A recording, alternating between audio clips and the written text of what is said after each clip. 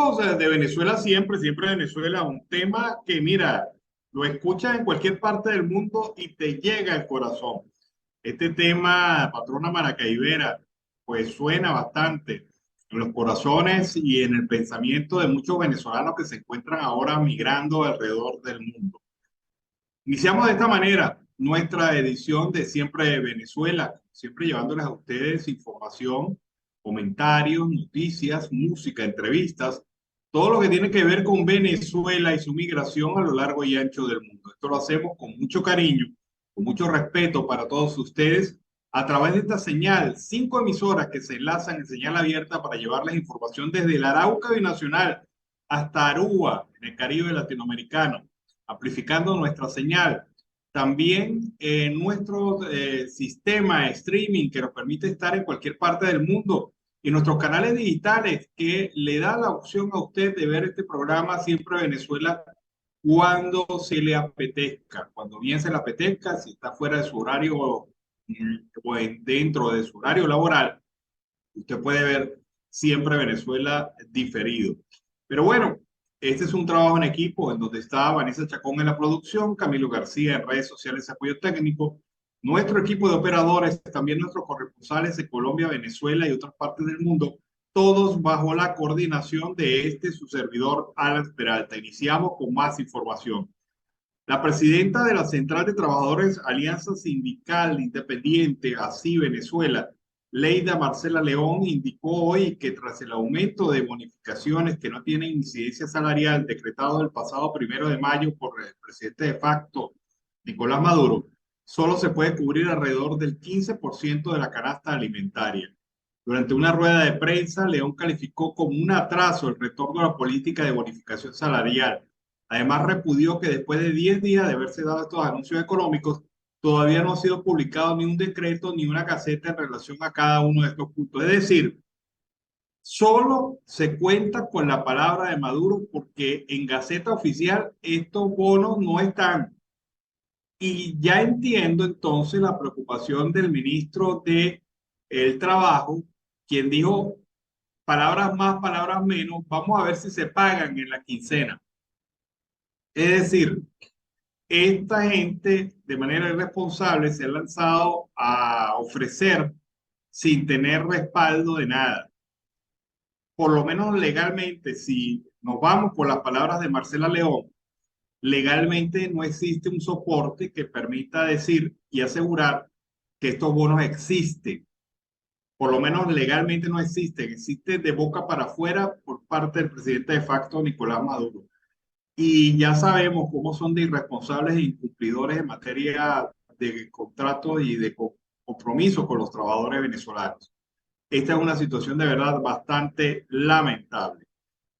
Marcela León detalló que la cesta ticket a $40 y el ajuste del bono de guerra económica a $30 se traduce en un aumento bonificado. El ingreso de los trabajadores activos de $24,75, trabajadores del sector privado $31,19, y también trabajadores jubilados del sector público $18 y pensionados reciben apenas unos $5,3. Con estos $75 bonificados, solo vamos a poder adquirir el 15% de los productos de la canasta básica. Tenemos un déficit de 85%. En abril podríamos comer con el salario un día y con estos aumentos solo podemos comer entre 3 y 4 días, destacó León. Según el Centro de Documentación y Análisis de la Federación Venezolana de Maestros, la canasta alimentaria familiar del mes de marzo del 2023 se ubicó en $510,88, lo que es equivalente a 12.715,72 bolívares. Por otra parte, manifestó que la bolsa CLAP está, los subsidios y la formación para el trabajo son inversiones sociales del Estado y no deben considerarse como parte del salario. Decir que el ingreso de la bonificación del salario es salario, esto es falso. Decir que la CENTATIC, que es un ingreso de emergencia, es falso. La mayoría de las contrataciones colectivas establecen el cesta ticket como forma de pago del salario integral. León hizo referencia al anuncio de Maduro sobre apalancar el sistema de las cajas de ahorro. Afirmó que con el salario de 130 bolívares o $5 aproximadamente los trabajadores no tienen capacidad de ahorrar. Y máxime entendiendo que las cajas de ahorro han sido destruidas por el mismo gobierno cuando les ha negado a través de una APRE el pago de las retenciones que se le hacen a los trabajadores por concepto de caja de ahorro.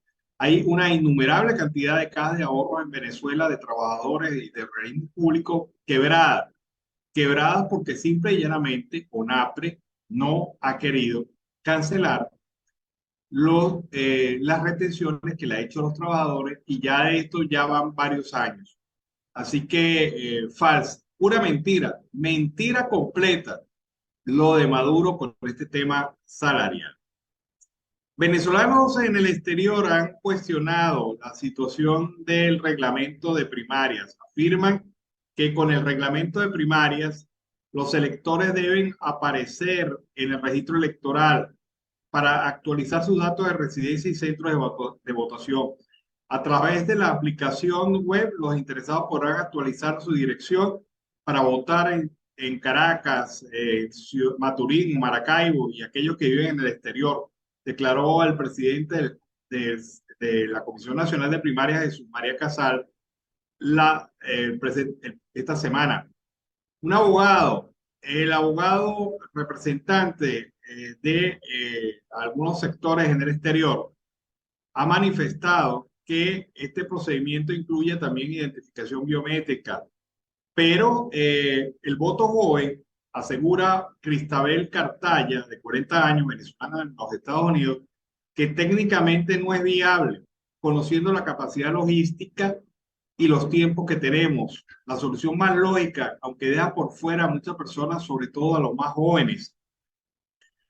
A la socióloga, que es miembro de la red global de la diáspora venezolana, le preocupa que algunos no puedan participar en la primaria por no tener documentos de identidad. Creo que hay un porcentaje importante de venezolanos que en su desplazamiento se fue sin documentos o copias de esto o que se lo robaron. Para votar en la primaria se deberá presentar cédula o pasaporte vigentes o no, de acuerdo con las normas que rigen el proceso. Y esto puede dejar por fuera a una gran cantidad de jóvenes, aseguró Cartaya en su análisis. Vamos a escuchar ahora este reporte para la diputada Ana Salas. El régimen se volvió a burlar de los trabajadores al violar el cumplimiento de los derechos humanos y laborales exigidos en calle por los trabajadores jubilados y pensionados. Ana Salas, diputada de la Asamblea Nacional Legítima. Escuchemos. Permiso, procedo a hacer lectura del artículo 91 de nuestra Constitución. Todo trabajador o trabajadora tiene derecho a un salario suficiente que le permita vivir con dignidad y cubrir para sí y su familia las necesidades básicas, materiales, sociales e intelectuales. El Estado garantizará a los trabajadores y trabajadoras del sector público y del sector privado un salario mínimo vital que será ajustado cada año, tomando como una de las referencias el costo de la canasta básica. El pasado 1 de mayo, nuevamente el régimen se burló de los venezolanos al violar el cumplimiento de los derechos humanos y laborales que en la calle llevan meses exigiendo los trabajadores, jubilados, pensionados, personal obrero y administrativo, mientras salen a la luz escandalosos actos de corrupción de miles de millones de dólares. Tenemos el salario más bajo de América Latina y un mísero bono de guerra equivalente a $30, que somete a los venezolanos al chantaje, a la manipulación, al hambre y a la esclavitud. El salario mínimo continúa en 130 bolívares, afectando a los trabajadores y a los casi 5 millones de pensionados que lo reciben y que por mucho no cubre la canasta básica, menos la alimentaria. Es decir, en este sentido, la Organización de Naciones Unidas establece $57 como un mínimo del salario en cuanto a lo que se considera pobreza extrema, y hoy los trabajadores reciben lo equivalente a 5.1 dólar, lo que evidencia una constante vulneración al derecho a un sueldo digno y mantiene, según la Incovid, encuesta de condiciones de vida, a 94.5% de la población en situación de pobreza. Alzo la voz y nos mantenemos en protesta junto a los trabajadores jubilados y pensionados que exigen un salario justo y digno, discusión inmediata de su contratación colectiva, seguro, HCM, entre otros. Ante esta situación, ¿cómo aspiramos que nuestra gente no huya de nuestras fronteras en busca de oportunidades? Una vez más, queda comprobado que no es la guerra económica ni el bloqueo, es el saqueo al que el régimen ha sometido a la nación que nos mantiene hundidos en la miseria. Es por ello que esta institución se mantiene de pie al lado de los ciudadanos que exigen un cambio que haga posible. Bueno, esa es la visión de la parlamentaria de la Asamblea Nacional Legítima, Ana Salas, sobre el tema salarial en el país. Bueno, amigos de Venezuela, siempre, siempre Venezuela, seguimos aquí con más información. La Universidad de los Andes en Venezuela, una institución que atiende a estudiantes de los estados Táchira, Mérida y Trujillo, atraviesa la situación más difícil de sus 238 años de historia, sin presupuesto, sin providencias estudiantiles y con una deserción de estudiantes y docentes. De acuerdo con los datos aportados por el rector de la ULA, Mario Bonucci, desde el núcleo Pedro Rincón Gutiérrez para el 2020, el presupuesto asignado a la Casa de Estudio era deficitario, solo le entregaron 50%. En el 2021, solo el 10% del presupuesto en bolívares. Y si lo hubiese transformado en divisa, representaba el 1% del dinero solicitado. El año pasado solo entregaron a la universidad 3,24% del presupuesto planificado, lo que deja a la ULA en la actualidad sin recursos para su operatividad, destacó el rector. Dado la autoridad universitaria contó con que los educadores tienen salarios de miseria y ahora con el aumento de bonificaciones quedan sin protección social frente a una emergencia de salud, por lo que se ven obligados a acudir a los deteriorados centros de salud públicos en Venezuela. Esta es la situación real en este momento de una de las más insignes universidades de Venezuela, la Universidad de los Andes, que se ve asediada presupuestariamente por el régimen de facto. Y esto es en Táchira, Mérida y Trujillo, donde tiene sede la Universidad de los Andes. 238 años de historia vulnerados por un régimen que persigue y hostiga el pensamiento alterno, al pensamiento diferente, al pensamiento libre y fresco de las universidades. Grave situación.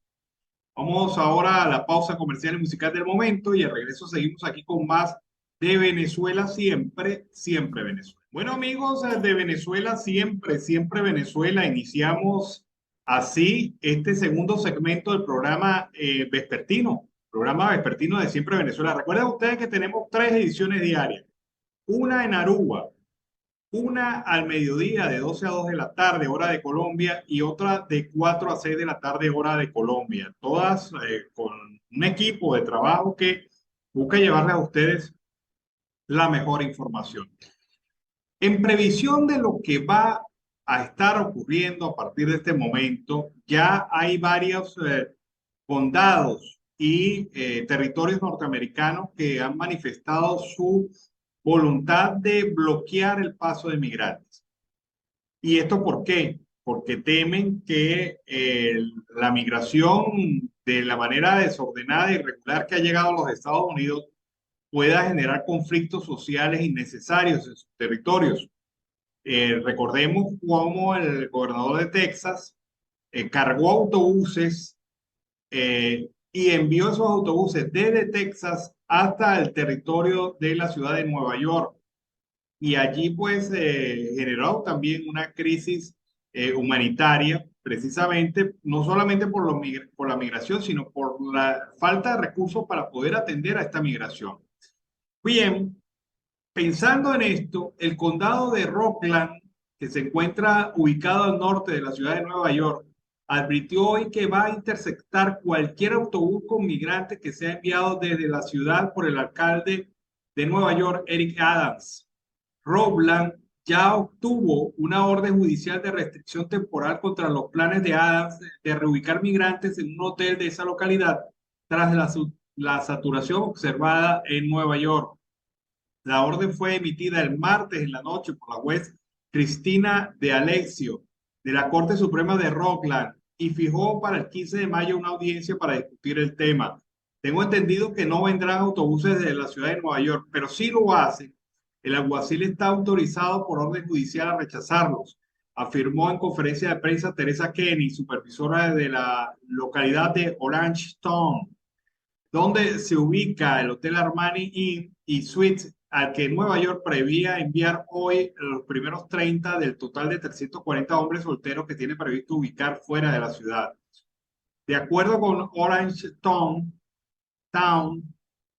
los permisos de uso de tierra y ocupación del hotel no les permite albergar a esa cantidad de personas.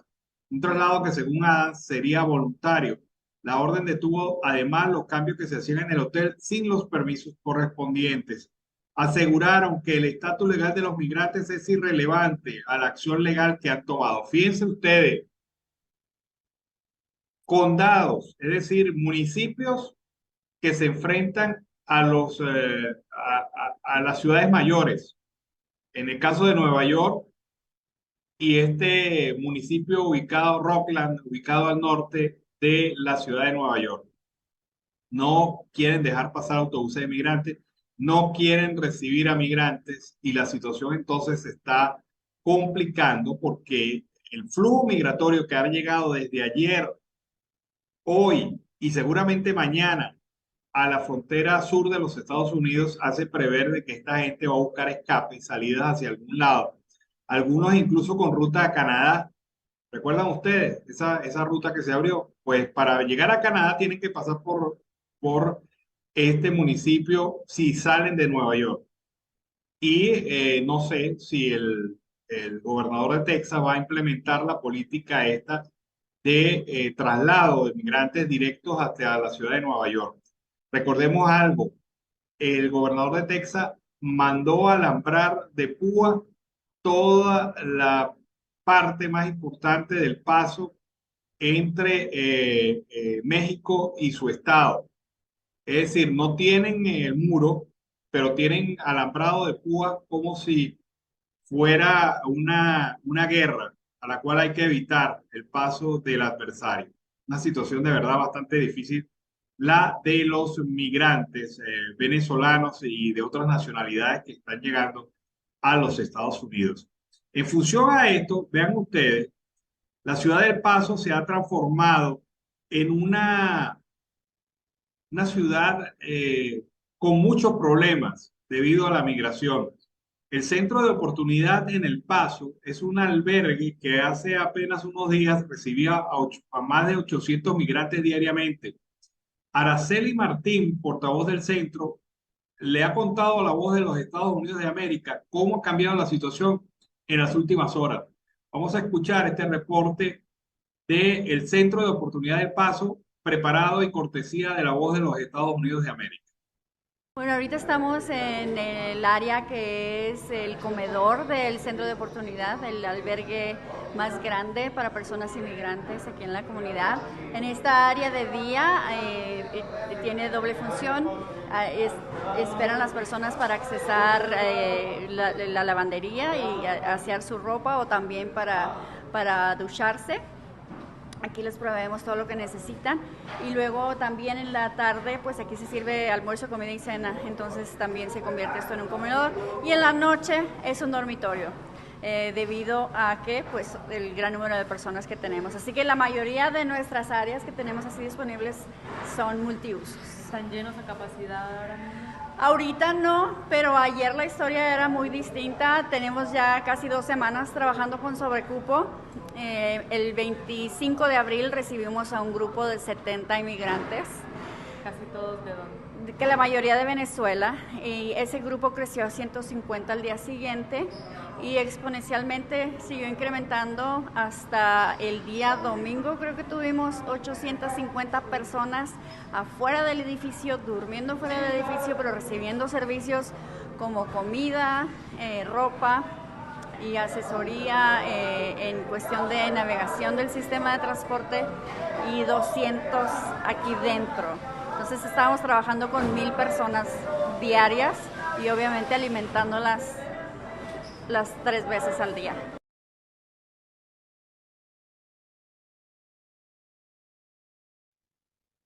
Bueno, vean ustedes cómo está la situación en uno solo de los puntos de paso fronterizo, en la ciudad de Paso, en Texas, en los Estados Unidos. La organización Acceso a la Justicia aseguró hoy que el caso de Leonera Suárez Urrea, cuya muerte en detención se anunció el pasado 20 de abril tras haber sido detenido por su presunta implicación en la trama de corrupción, revela que los mandatos previstos en la Constitución son letra muerta para el régimen y que las cárceles venezolanas ya no solo son universidades para el crimen, sino que en muchas oportunidades son centros en los que está en riesgo la vida de los reclusos.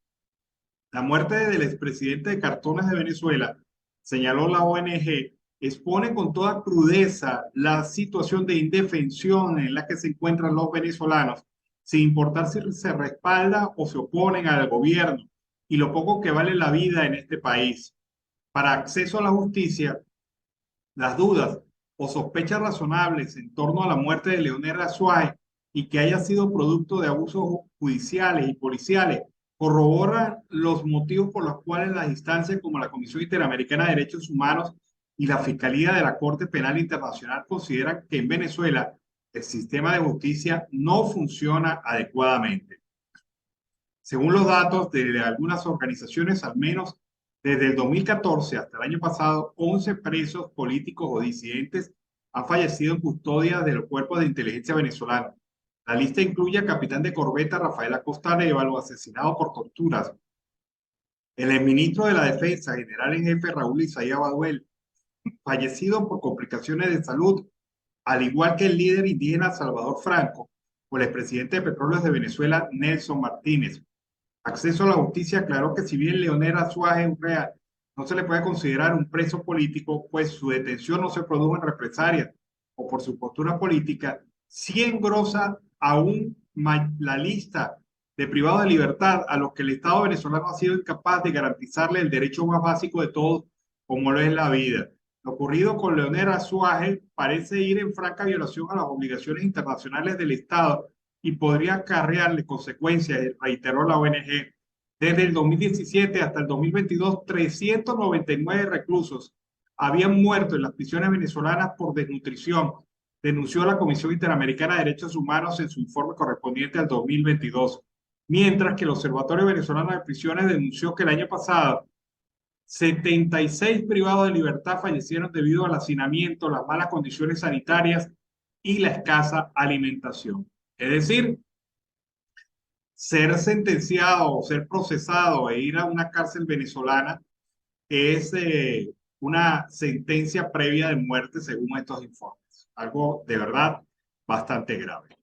Bueno, amigos de Venezuela, siempre Venezuela, iniciamos así la segunda hora del programa en su edición vespertina. El tercer bloque, como siempre, con la presencia de nuestro compañero y amigo Carlos Uzcategui el Miura. Carlos, buenas tardes, ¿cómo estás? Muy bien, y tú, Alan Ernesto Peralta, y por supuesto dándole la bienvenida a este bloque de comunicacional a la audiencia del programa Siempre Venezuela Radio. Bueno, durante el día de hoy el gobierno de los Estados Unidos ha promulgado una nueva norma que restringe el asilo en la frontera con México, al sustituir también el título 42, una regla que sabemos que la administración Trump implementó, pero que también la administración del presidente Biden la ha implementado. La nueva norma que se va a publicar en el registro federal califica como no aptos, oye bien, no aptos para solicitar el asilo a los migrantes que crucen de manera irregular la frontera y no hayan pedido protección en un tercer país durante su travesía hacia los Estados Unidos, explicaron los funcionarios del gobierno norteamericano.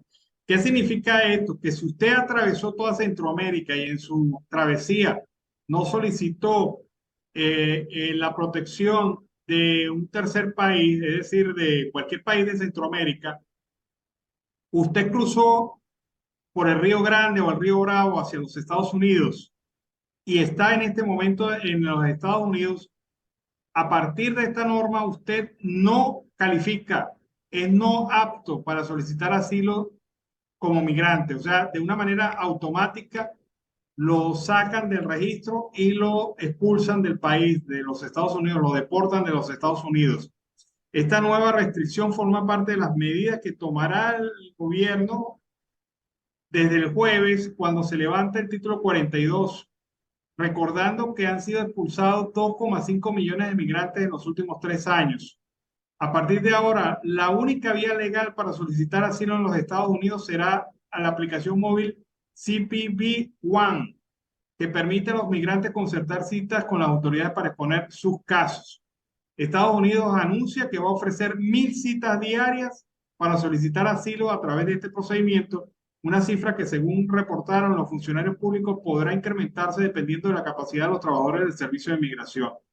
Quienes no se acojan, escucha esto, Carlos, quienes no se acojan a este proceso y deciden cruzar la frontera de manera irregular serán declarados inmediatamente no aptos para pedir asilo en los Estados Unidos, a menos que se les haya negado anteriormente en un tercer país o que demuestren haber encontrado barreras tecnológicas o de lenguaje para acceder a la aplicación. ¿Qué te parece esta nueva norma que ha implementado hoy el gobierno de los Estados Unidos? Oye, bastante fuerte, Alan. Es decir, que ya no existirá la palabra el miedo creíble. ¿No? Por lo menos en la primera fase del proceso no. Miedo creíble lo vas a tener que comprobar si las autoridades norteamericanas te dan el derecho a la solicitud de asilo. Porque la solicitud de asilo la aprueba un juez de migración.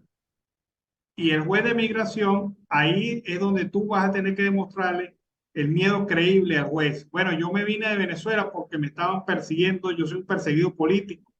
Y si sigo en Venezuela, está en riesgo la vida mía y la de mi familia. Pero si tú llegas con esta, yo me vine de Venezuela porque la situación económica era difícil, ahí no hay miedo creíble. La gente piensa que sí, pero se equivoca, ahí no hay miedo creíble. El miedo creíble es cuando se violan derechos y principios esenciales, derechos fundamentales a la vida, a la dignidad, a la libre expresión. Esos son derechos esenciales. Pero el hecho de decir tú que saliste de Venezuela por la crisis económica no es miedo creíble y por lo tanto lo más probable es que te denieguen la solicitud de asilo. Entonces, Carlos, ¿qué opinas de eso? Es decir, que la cuesta, ya la cuesta es hacia abajo, no cuesta arriba. No, Para la migración venezolana es muy difícil. Claro, es difícil. Es difícil y obviamente será cada día más complicado porque Estados Unidos busca desestimular totalmente el hecho migratorio y la migración irregular. Ellos han tratado de controlar esto, pero lo que ha pasado ayer y hoy ha impulsado a una toma acelerada de decisiones para desestimular totalmente la migración de Venezuela y de otros países, obviamente. Sí, eso es correcto. Ahora, lo lamentable es que mucha gente todavía sigue saliendo, Alan. Otros tienen una terminología mental de llegar al sueño americano, pero ya aquí no existe el sueño americano. Ya esto es una cuestión de supervivencia, de salida, que tendrán que aceptar o ir a otro país que no esté tan comprometido con estas cláusulas o providencias que ha indicado el gobierno federal desde el Congreso o la Casa Blanca en los Estados Unidos de Norteamérica. Lo triste del caso, Alan, son los menores de edad, personas de la tercera edad, que han llegado hacia la frontera sur de los Estados Unidos. Han tenido que atravesar, vimos hoy en un video que colocaste en pleno programa sobre la situación, cómo se han tirado al río. Se están atravesando la frontera a como de lugar. Nos imaginamos que en el transcurso del día de hoy, después de las 6, 7, 8 de la noche, saldrán como gamos para tratar de llegar hacia suelo norteamericano. Sí, eso es lo más grave del asunto. Bueno, mira, cambiemos el tercio. Tenemos unas declaraciones de Gloria Pérez. ¿Quién es ella? es madre de una de las víctimas venezolanas en el atropellamiento en Texas. Es triste esto, pero esta Totalmente. señora está clamando ayuda para poder repatriar los restos de su hijo, su único hijo. Increíble esto. Escuchemos este testimonio. Sí, Noche, mi nombre es Gloria Pérez, madre de Richard Alejandro Bustamante, mi único hijo, quien fue uno de los caídos en la tragedia de Texas el día 7 de mayo, donde él con su sueño americano, él emprende viaje desde aquí, Guanare, Estado Portuguesa, el día 12 de abril, donde él cumple llegar a esa meta el día 5 de mayo, donde él adquirió su boleto con ninguna complicación, todo perfectamente con sus documentos y aceptado como rigiéndose por las políticas allá hacia los inmigrantes. Y bueno, yo pido por favor, él también tiene una hermana por parte de su padre, donde ella también está haciendo la solicitud. Ambas estamos haciendo la solicitud de que el cuerpo de él sea traído aquí a nuestro país, Venezuela, y de los demás afectados que son de aquí también, de Buena Estado Portuguesa. Por favor, pido el apoyo de quien le compete, de quien me pueda ayudar. Por favor, yo quiero tener el cuerpo de mi hijo para darle su sepultura como es. Oye, se le parte a uno el corazón. El único hijo y lo pierde en estas circunstancias. Cuando ya había hecho lo más difícil, lo más duro, que era estar en territorio norteamericano y estar con la cita para solicitud de asilo. Bárbaro, Carlos, bárbaro, las historias que están detrás sí. de estos hechos tan tristes y lamentables. Fíjate que el otro que falleció, de apellido Bustamante, Alan, llegó a los Estados Unidos y lo lamentable fue que en el día de hoy, fue que me vengo a dar cuenta, no había visto la noticia, donde él dejó a 5 hijos y a su esposa en Chile. Alan, eso es peor, tétrico, porque fíjate, deja a sus hijos en territorio no venezolano, sino en el cono sur, mientras él iba buscando la esperanza de un sueño americano para poder llevarse a sus hijos y a su esposa hacia Norteamérica. Alan, esto es bastante terrible, sobre todo para estas personas que han fallecido. Y fíjate que en el tema que acaba de pasar la señora, ella sí, ella es diácono de una iglesia cristiana pentecostal, él y el padre del joven que falleció en Texas. Sí, bravo, bravo esta situación. Carlos, cuando uno hace caridad y cuando uno hace acción pública, tiene que saber que esto no significa que todo el mundo te tiene que agradecer lo hecho, porque simple y llanamente es función pública. Esto parece que no lo sabe Diosdado Cabello, que se molestó Sí, porque aparentemente habían dicho por ahí que el avión que fue a recoger a los migrantes en Chile no lo había pagado el gobierno.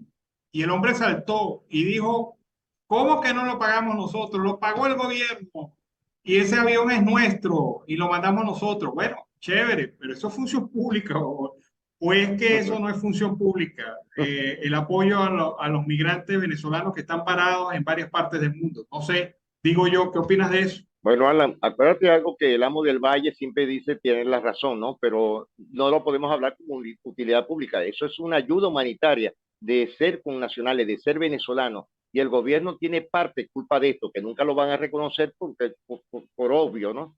Pero la lógica es que se han transportado, pero siempre me indica lo que dijiste en el término en el mediodía, Alan, es de tantos venezolanos que hoy día están en Antofagasta, que están en esas zonas desérticas, seguridad, principalmente en la frontera, y puedan pasar otras tragedias más que ya han venido sucediendo. Fíjate también el caso de Perú en Chiclayo, del venezolano que fue torturado relativamente a golpe y al momento no se sabe si ha sobrevivido a esa paliza que le dieron.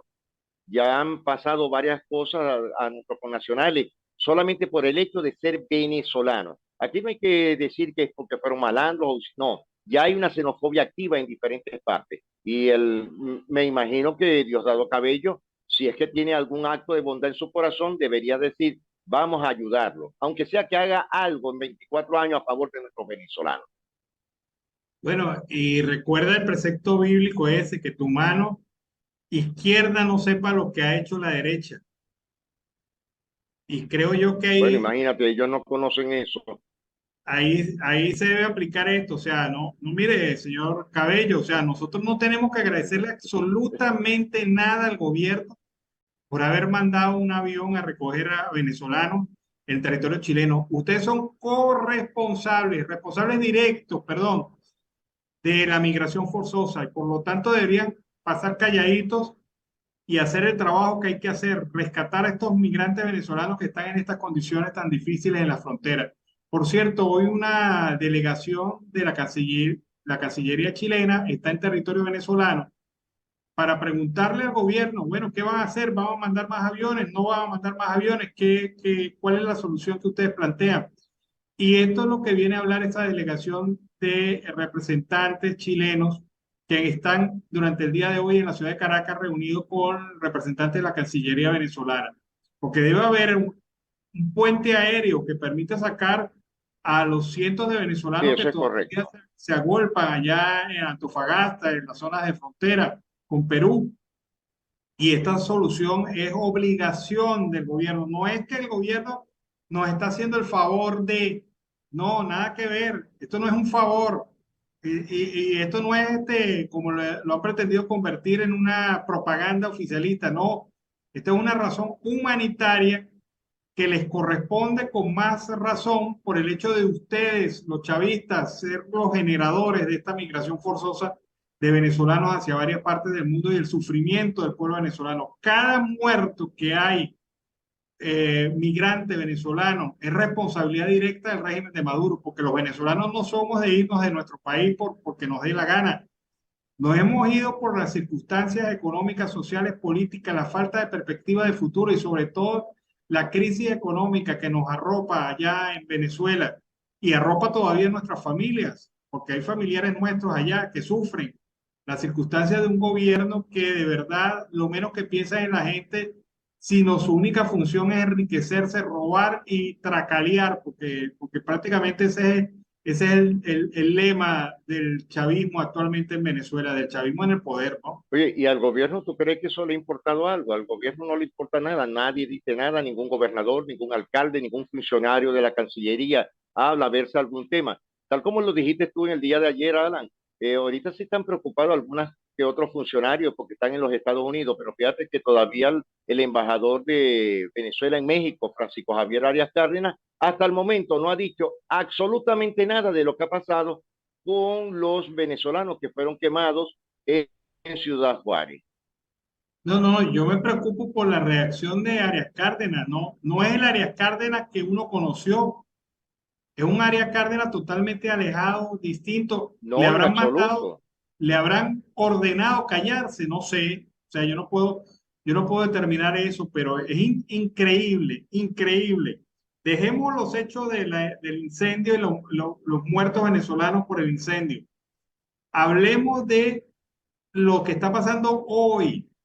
Cientos de venezolanos, ayer y hoy, cientos de venezolanos cruzando la frontera y que el embajador de Venezuela en México no tenga ni una sola palabra y la embajada no tenga ni un solo pronunciamiento sobre el tema.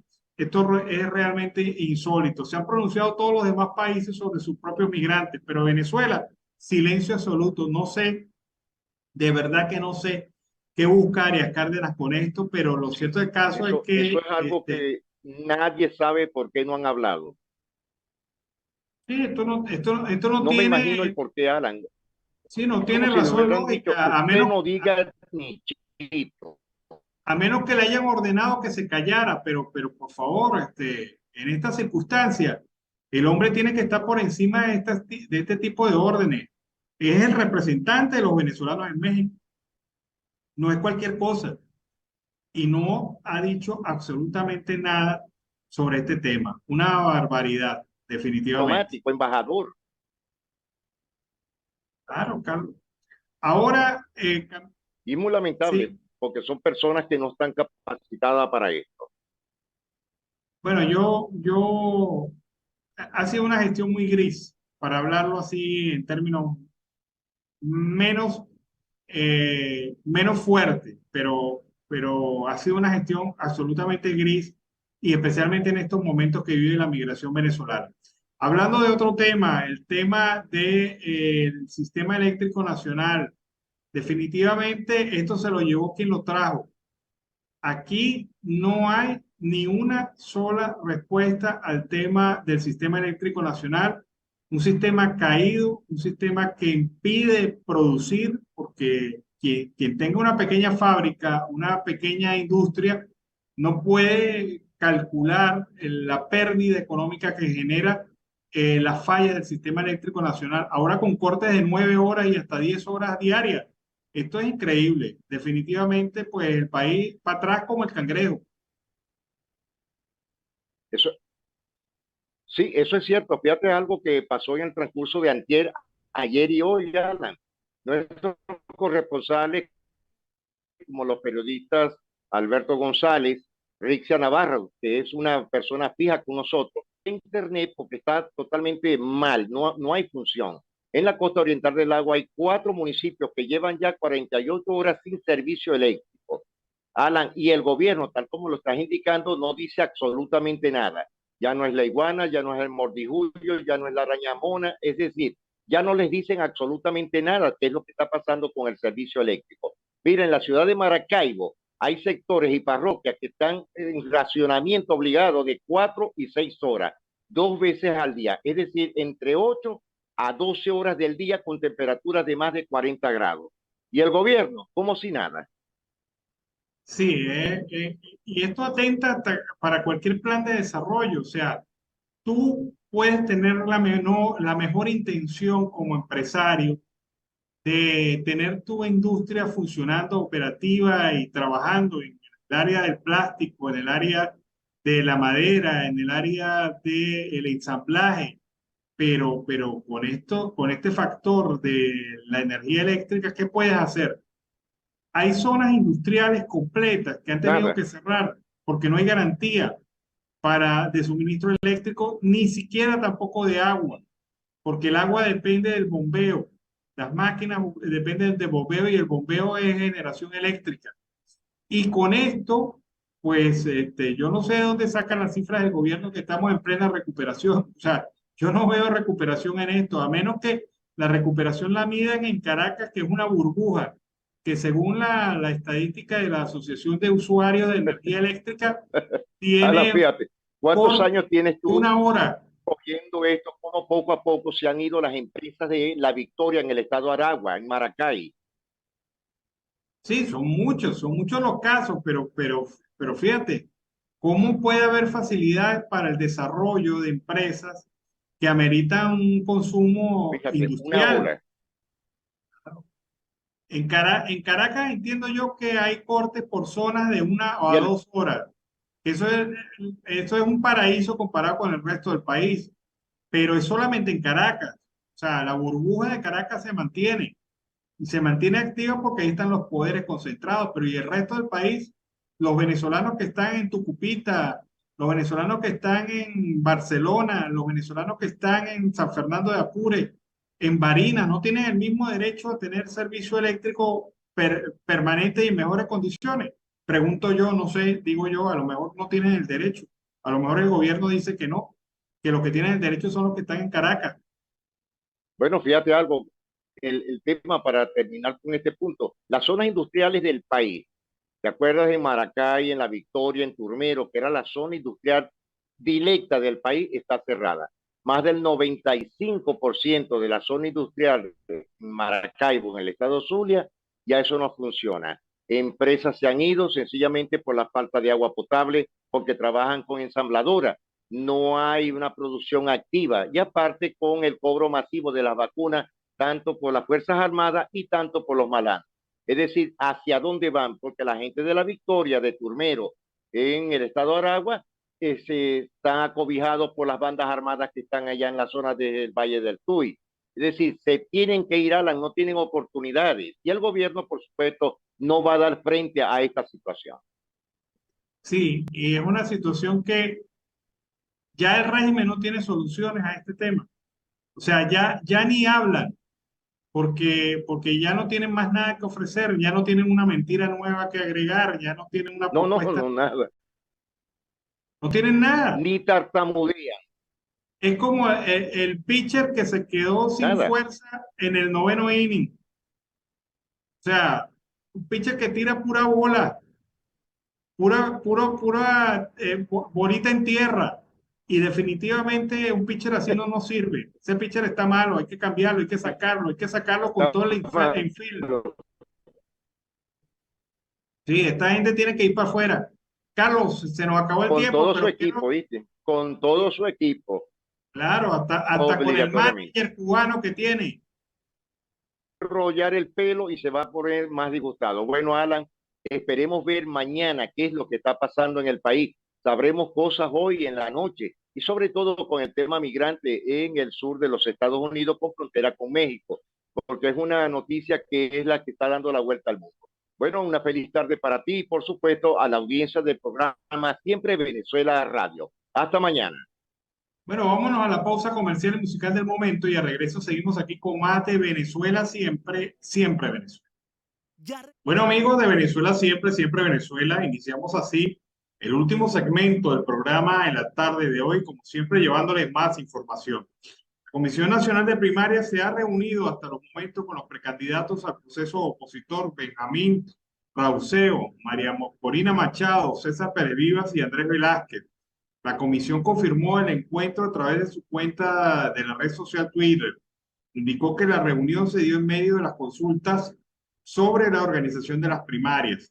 Benjamín Rauseo ya había manifestado su posición entregando una carta a la comisión en la que dijo estar dispuesto a participar en las elecciones del próximo 22 de octubre.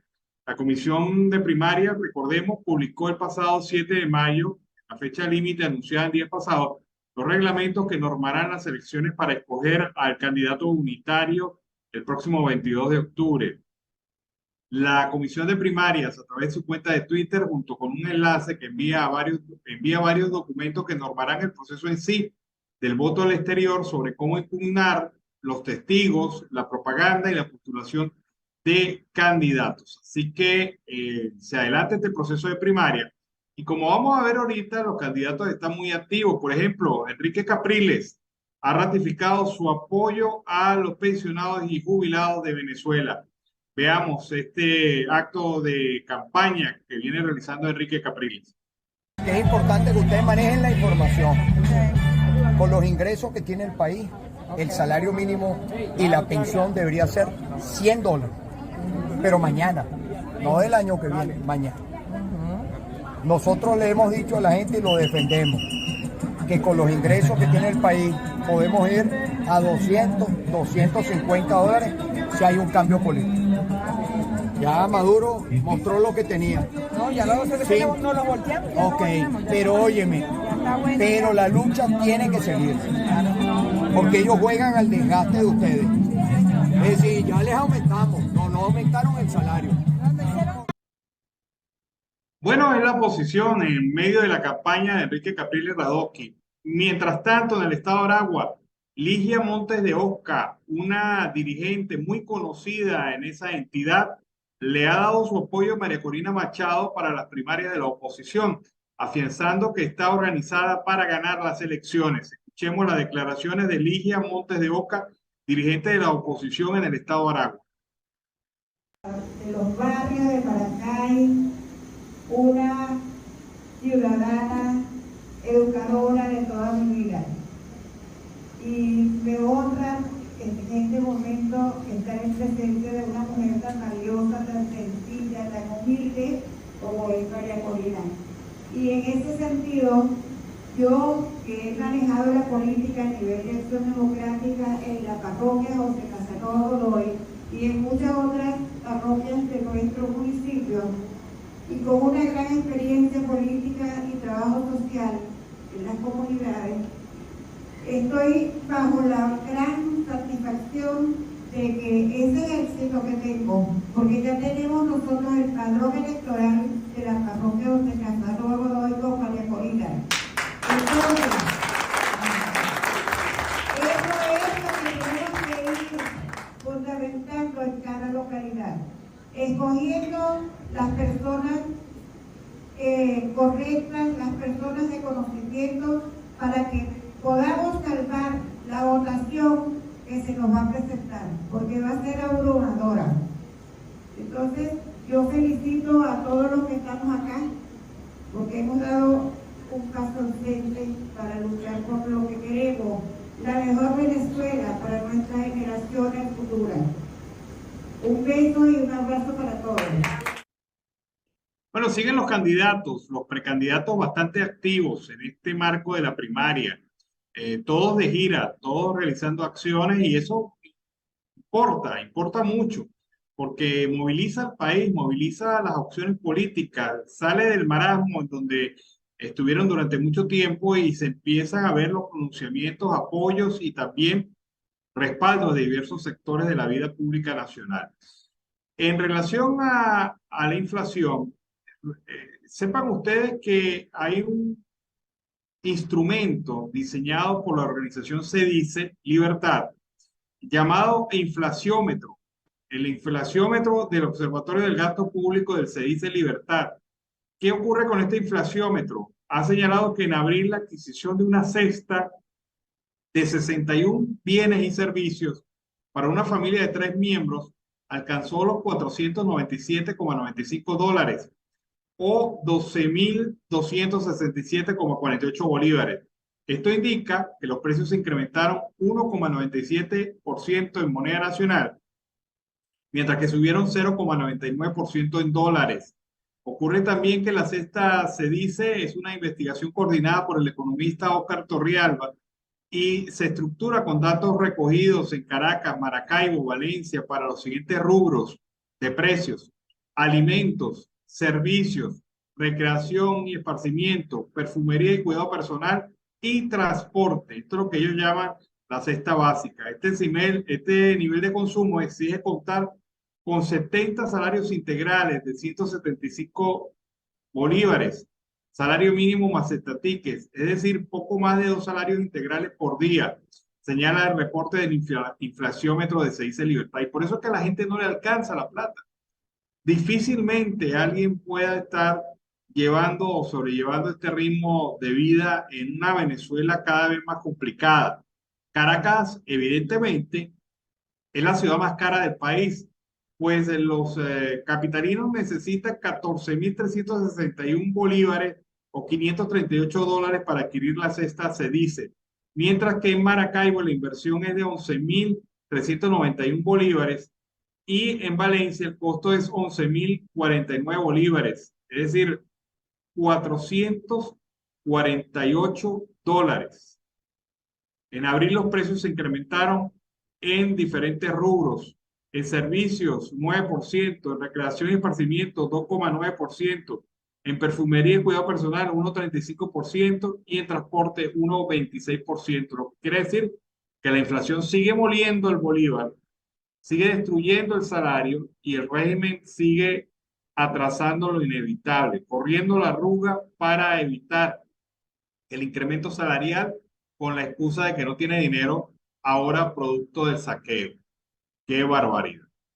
Bueno, vamos a recordarle esto. Hay sectores del estado Vargas que tienen más de 48 horas sin servicio de energía eléctrica. Sectores de las parroquias de Carlos Sublet, Maiquetía y otras zonas importantes como Catialamar, Inaicuatá, Macuto padecen de cortes desde la noche del 9 de mayo. Estamos sin servicio en varios sectores, no hay información por ningún lado, informó Gabriel B.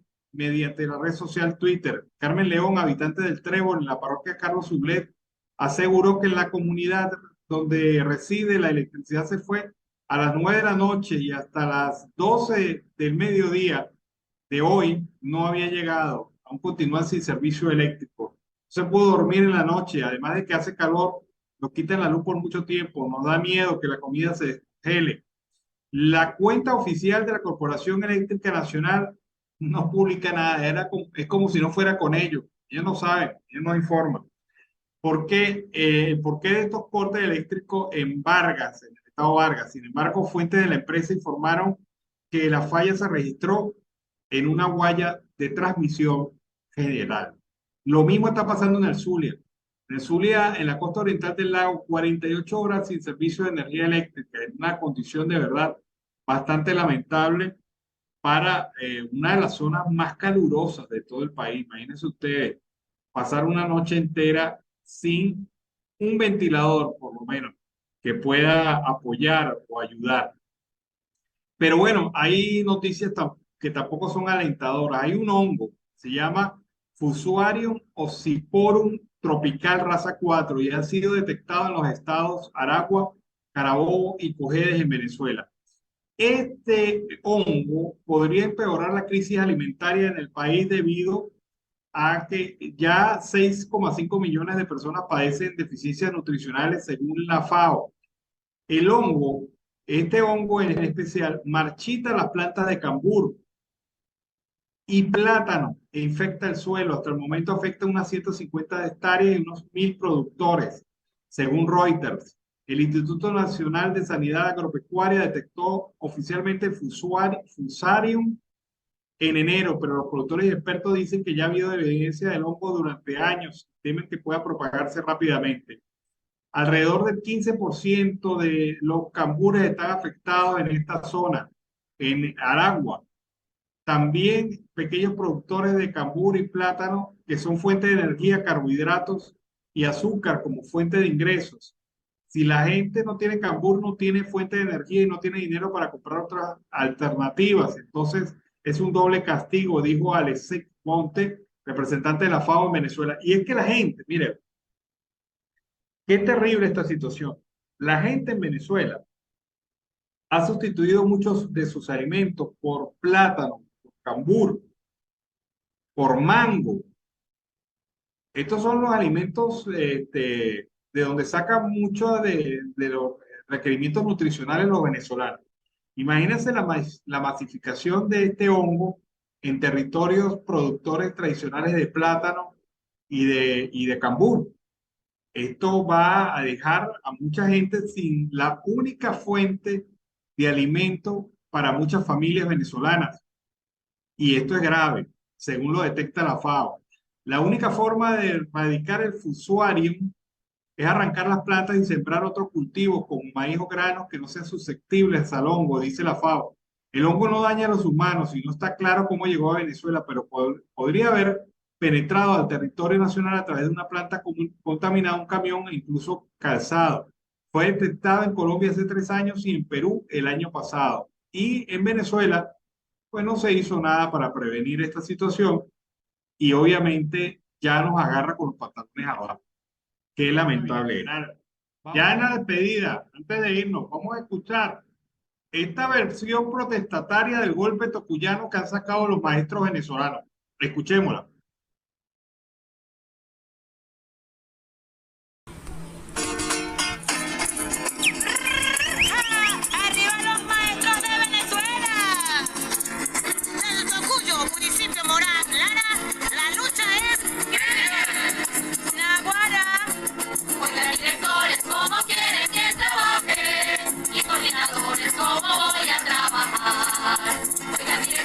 ¿Cómo quieren que trabaje?